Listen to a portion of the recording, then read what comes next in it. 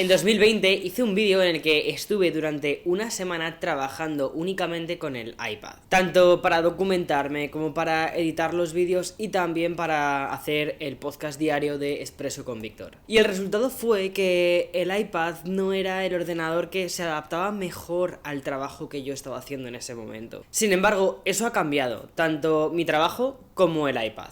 Y creo que de nuevo me toca hacerme la pregunta de ¿sustituye el iPad a un ordenador?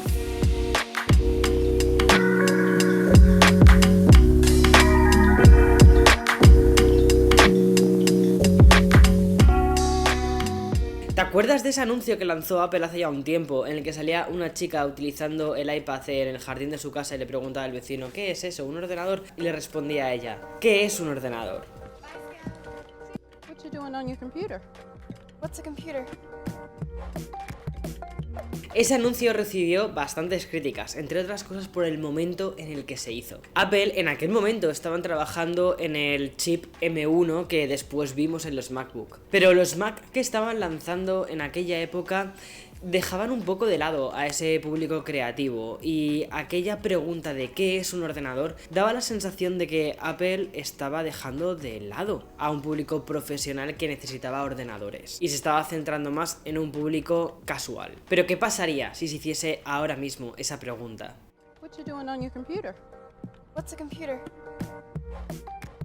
Pero antes de empezar quiero hablarte del sponsor de este vídeo, que se trata de Surfshark VPN. Un VPN es una especie de túnel que se crea entre el dispositivo desde el que estás conectándote a internet, que puede ser tu ordenador, tu teléfono, tu videoconsola, un montón de dispositivos, a una web que quieras visitar. Y quieres evitar que haya ojos ajenos viendo información sensible que puedas poner en estas webs, como por ejemplo la información de tu tarjeta de crédito si estás comprando unos vuelos. Y más ahora que estamos viajando más, nos estamos moviendo más y utilizamos muchísimas wifis públicas que pueden ser la de tu biblioteca de la universidad o la wifi del aeropuerto y no quieres que tus datos pues corran peligro. Pero es que también sirve, por ejemplo, si te vas de viaje a otro país y tenías tu serie favorita a medias y resulta que ese servicio de streaming no tiene la serie en el país en el que visitas, pues bien, puedes conectarte como si estuvieses en tu país de origen y de ese modo disfrutar de la serie como si estuvieses allí y así no perderte ningún nuevo capítulo. Llevo usando Surfshark VPN desde hace bastantes años y ahora más porque hemos vuelto, como te decía antes, a viajar y me parece que si te preocupa tu seguridad en internet es algo a lo que deberías de echarle un ojo. Te dejo en la caja de descripción un link junto con un código de descuento por si estás pensando en suscribirte a Surfshark VPN. En fin, continúo con el vídeo sobre el iPad.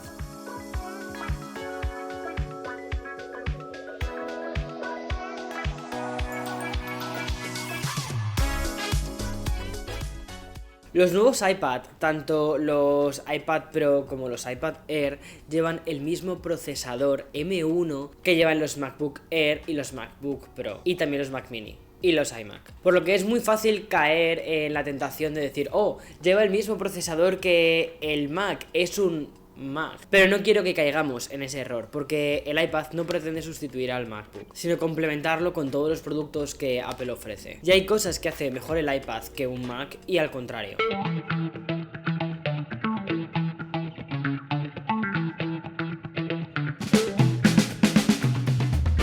Antes te contaba que mi trabajo ha cambiado. Anteriormente, mi trabajo principalmente se basaba en un 80% del tiempo en grabar vídeos, editarlos, dejando muy poco tiempo a otras cosas. Y ahora el 80% de mi tiempo lo ocupa prácticamente lo que es la documentación y la producción. Y justo para eso, el iPad es brutal. Pero es que lo curioso es que este trabajo de producción y de documentación sea un trabajo que se parezca mucho más a tu trabajo del día a día. Por eso creo que este vídeo de verdad que te puede servir. Me paso los días entre gestores de tareas, revisando webs para documentarme, ver dónde saco información, ver noticias para después también el podcast, leer los guiones del podcast y ver todo lo nuevo que hay o que llegará. Y luego los mails. Los mails son un porcentaje bastante grande del trabajo junto con documentos de Word, tablas de Excel y PowerPoints. Y no me puedo olvidar de editar fotos para hacer las miniaturas de los vídeos o incluirlas en los PowerPoint. Y todo eso lo hago con el iPad. Se ha convertido en una herramienta brutal para mantenerme al día, para documentarme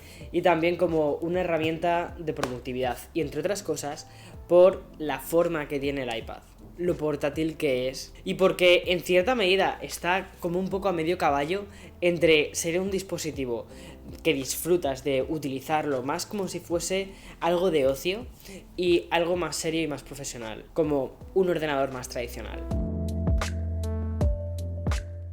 Empiezo el día revisando Notion, viendo todas las tareas que tengo, los guiones para el podcast de Expreso con Víctor, que después locuto en el Mac, principalmente porque me parece mucho más cómodo la pantalla grande del Mac y también tener GarageBand y el guión a un lado, todo en una misma ventana. Pero esto es una cosa importante, comodidad. Y después suelo continuar mi día con todos los emails, mantenerme al tanto de todo lo que está sucediendo y de todas las cosas propias de gestionar un canal. Una cosa que me gusta mucho de utilizar el iPad como una herramienta de gestión de emails es que puedes transportarlo a cualquier parte, puedes llevártelo a una cafetería porque es muy ligero y además tienes conexión 5G. Al menos los modelos que yo tengo aquí en casa. O puedes llevártelo a un parque, es decir, puedes transportarlo contigo, no ocupa demasiado, es muy ligero, lo pones en la mochila y ya está. Y cuando te llega un email, responder un email desde tu teléfono no es tan cómodo como hacerlo desde el iPad con el teclado completo. Y puedes extenderte un poco más en el email y que no dé la sensación de que estás intentando quitarte el email como si fuese un mensaje de WhatsApp. Eso hace que tu lugar de trabajo al final pueda ser tanto una cafetería como un parque, como una biblioteca, da igual, y además que no tienes que preocuparte de la conexión wifi si ya llevas 5G incorporado, que eso es algo que por ejemplo muchos ordenadores no tienen, y aunque puedes compartir, ¿no?, los datos de tu teléfono móvil, no es exactamente lo mismo. Luego además a mí para todo el tema de las ideas de los vídeos soy de la época, o he crecido cogiendo notas con lápiz y papel, apuntando todas las cosas en cuadernos, y también es una forma que a mí me sirve mucho para ordenar ideas. Rápidamente me di cuenta que eso de mantener un montón de cuadernos normales, no analógicos por ahí, no era demasiado buena idea si después quería rescatar de nuevo esa información, y por eso rápidamente pasé al Apple Pencil y a la aplicación de notas, que es prácticamente lo que utilizo para recoger todas las notas y ponerlas en orden y hacer esa documentación de la que antes te hablaba. Y eso es algo que por ejemplo el iPad me ofrece y el Mac no puede ofrecerme lo mismo. Y luego está la parte de retocar fotos, que también es una parte importante de mi día a día, de mi flujo de trabajo, y que tiene muchísimo que ver con mi presencia en internet, o como quieras llamar todo esto. Pero es tanto retocar las fotos para Instagram o hacer las miniaturas de los vídeos. Me gusta mucho la sensación de poder utilizar, por ejemplo, en el iPad Pro, la pantalla XDR, retocar las fotos con unos colores milimétricos que están súper bien, ver las fotos en grande, ver las fotos detalladas, y cuando ya tengo elegido el color perfecto para la foto, pasarlo a otra aplicación que me encanta, que es Procreate, y utilizar el Apple Pencil para poner algo de texto encima de la foto. Y es algo que llevo haciendo desde hace un montón de tiempo en las miniaturas de YouTube. Ese flujo de trabajo me gusta. Además, yo soy una persona que se distrae muy fácilmente. Me encanta pensar que soy multitarea, ¿no? Que se me da súper bien eso de tener diferentes proyectos abiertos al mismo tiempo y pasar de uno a otro y ser súper productivo, pero realmente eso no es cierto. Lo que me sucede es que me termino distrayendo mucho cuando voy de una tarea a otra tarea diferente. Y ese tipo de cosas me suele pasar bastante con sistemas de hardware, ordenadores, que me permite tener miles de aplicaciones abiertas. Que si el Final Cut para retocar algo, que si Lightroom, que si las webs, que si WhatsApp, que todo. Y al final no me centro en nada. Y en el iPad, una cosa que me he dado cuenta es que debido a la limitación de su propio sistema operativo, que solo te permite abrir de forma cómoda dos ventanas en paralelo, pero que realmente la forma con la que digamos, el sistema operativo se siente más cómodo es teniendo una ventana abierta en cada momento, eso te hace enfocarte en la tarea que tienes. Si necesitas pasar a otra, lo puedes hacer y puedes acceder a las aplicaciones de forma rápida, no van a cargar nada, va todo realmente rápido y sobre todo con la potencia que llevan estos últimos iPad. Pero este factor limitante, como se podría ver, ¿no? Si vienes del entorno Mac o del entorno Windows, a mí personalmente creo que me facilita un poco el centrarme y eso mejora mi productividad. De lo que me he dado cuenta respecto a eso es que, por ejemplo, cuando tengo que hacer muchas tareas pequeñas, prefiero hacerlas en el iPad, voy con la lista y diciendo, ahora tengo que hacer esto, pum, lo hago. Después paso a la siguiente tarea, pum, lo hago desde el iPad. Sobre todo cuando son tareas más ligeras, tareas más pequeñas. Pero cuando son proyectos grandes, como pueda ser hacer una web o editar un vídeo, cuando me toca hacerlo desde cero, que ya no es tan habitual, ahí sé que me siento mejor en un ordenador tradicional. Pero es verdad que ahora mismo esto que te he contado es una parte muy pequeña de mi trabajo. Además, yo no concibo el iPad sin el teclado, me parece que ya es un elemento completamente indispensable, sobre todo para sacar el 100% de lo que el sistema operativo y este producto tiene que ofrecerte, junto con el lápiz. He dejado de utilizarlo solo para consumir contenido, para consumir noticias sobre vídeos en YouTube, y le he añadido la capa extra de responder emails, gestionar mi trabajo, las tareas, mantenerme al día de todo lo que tiene que hacer el equipo. Y en el momento en el que lo que buscas es convertir tu iPad en una herramienta productiva, boom, ahí ya sí que necesitas un teclado y un ratón o un trackpad. Pero necesitas una forma de interactuar con tu iPad diferente a la de tu dedo, a la táctil, y utilizarlo de la forma clásica en la que utilizamos un ordenador portátil. Además, el sistema operativo que utiliza el iPad, que es iPadOS, se parece cada vez más y con cada actualización que hacen a macOS. Y si me apuras, incluso se parece un montón al sistema de archivos que tiene Windows para gestionar todas las carpetas. La tienda de aplicaciones, la App Store, tiene cada vez más aplicaciones que parecen sacadas directamente de versiones de los ordenadores Mac en lugar de ser versiones en grande de las aplicaciones del iPhone. Y eso está genial porque da la sensación de que los desarrolladores por fin están invirtiendo tiempo en crear aplicaciones que aprovechen todas las pulgadas que tiene el iPad y no llenarlo de espacios vacíos como sucedía con las aplicaciones trasladadas de los iPhones. Y es que el iPad desde hace ya bastante tiempo ha dejado de ser un iPhone grande y ser más un Mac, pero con pantalla táctil. Pero esto de la pantalla táctil, al mismo tiempo que es una fortaleza, también puede resultar una debilidad para ciertas aplicaciones de iPad. Sobre todo si lo pensamos para determinados usos.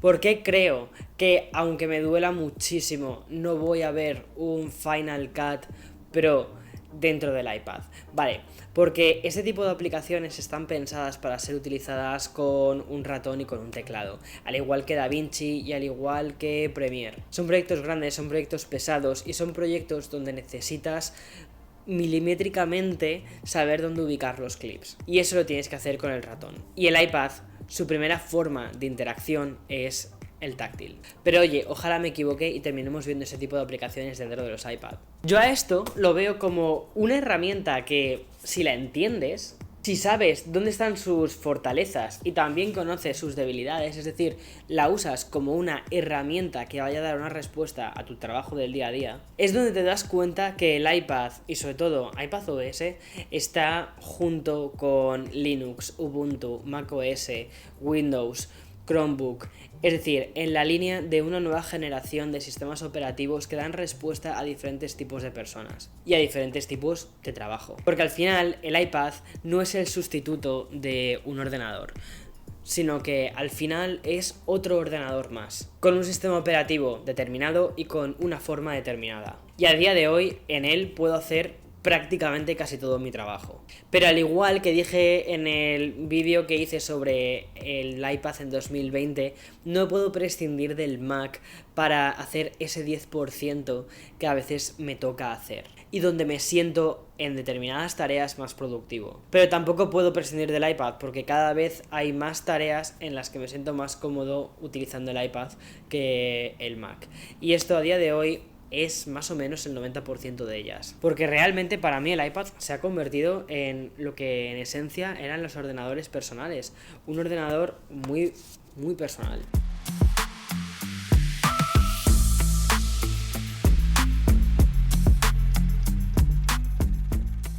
En fin, coméntame qué opinas sobre el iPad como tu posible ordenador futuro, o si ya lo estás utilizando como tu ordenador 100%, el que utilizas en tu día a día. Me encantaría saber cómo es tu experiencia, todas tus anécdotas, y me apetecía mucho hacer este vídeo contándote algunas cositas que he ido viendo sobre cómo ha ido cambiando el iPad, sobre todo en los últimos años, y sobre todo también cómo ha cambiado mi trabajo y cómo el iPad se ha terminado convirtiendo en una herramienta que se adapta muy bien al trabajo que realizo ahora en el día a día. Y me apetecía simplemente eso, una charla de café, contarte un poco esto y ya está. En fin, nos vemos en siguientes vídeos y como siempre, chao chao.